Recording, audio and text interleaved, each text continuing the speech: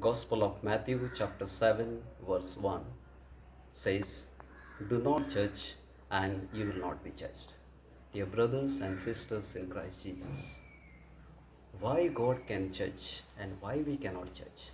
To answer this question, I give four reasons, and these reasons are totally based on the Holy Scriptures.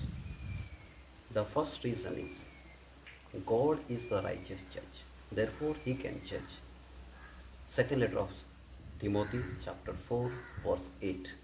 God is a righteous judge. He is holy, He is powerful, He is infinite being. So therefore He can judge.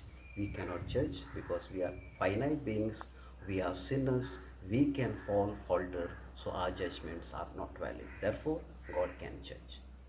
The second reason is God is full of grace. Gospel of John, chapter 1, verse 14. The Word became flesh and lived among us, and He was full of grace. So, with God, there is a grace. He is a fountain of grace, and in Him there is no darkness, no sin, nothing is there. Therefore, He can judge us. Third reason is He does not see the appearances. Gospel of John, chapter 7, 24. We human beings see the appearances, and based on the appearances, we judge people. But in God, this kind of attitude is not there. He always looks at our heart, He always sees our conversion. He wants a change in our life, and therefore, He does not see the appearances of men, so He can judge. And lastly, God is love. First letter of John, chapter 4, verse 8.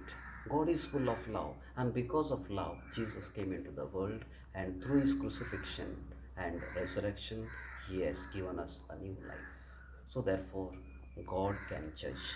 So, these are the four reasons why God can judge and we cannot judge. In the conclusion, I would say, first letter of Corinthians, chapter 5, verse 12. Let our judgment be like Christ. Christ judged us, not putting us down, but He judged us with love. Let our judgment be like Christ. Amen.